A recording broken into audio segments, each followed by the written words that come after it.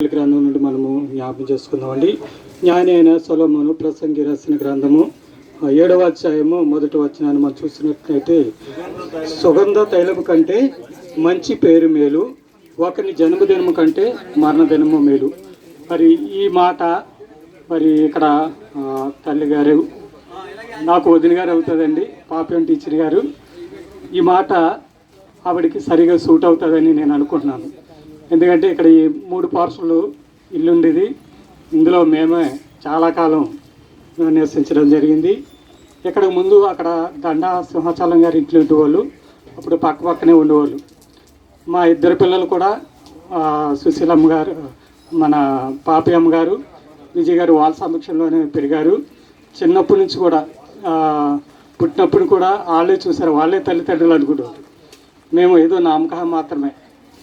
మా పిల్లల్ని ఏదైనా మేము కొట్టినా కానీ వాళ్ళు ఓడ్చుకునేవారు కాదు, మమ్మల్ని తిట్టేసేవారు, ఎందుకు కొడుతున్నావు, ఎందుకు ఇలా చేస్తున్నామని. అంటే అంత ప్రేమగా మా పిల్లలిద్దరిని చూశారు. ఎందుకంటే అందు గురించి ఈ మాటలు చెప్పడానికని నేను ఇక్కడికి త్వరగా పరిగెట్టి రావడం జరిగింది. ఎందుకంటే మరి అలాంటివి చెప్పకపోతే మీకు అందరికీ తెలియదు వారికి ఉన్న ప్రేమ, ఆప్యాయత, అనురాగం ఎంత మంచిదంటే మరి అంత మంచి ప్రేమ.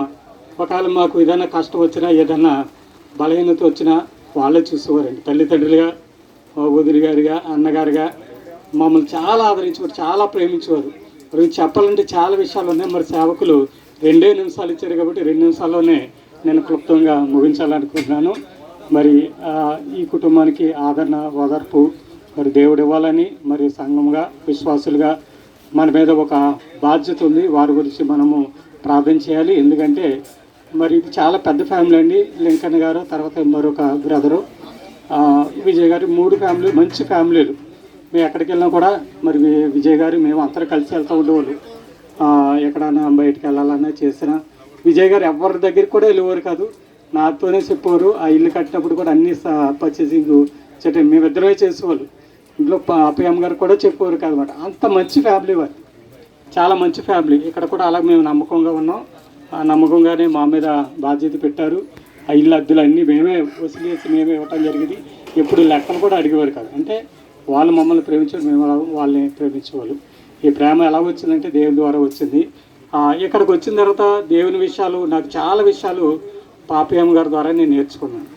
ఇందాక మా సహోదరుడు చెప్పాడు, మరి ఆ సంఘంలో ఈ వాగ్దానాలు గట్ట అన్నీ ఆవిడే పంచిపెట్టేవారు.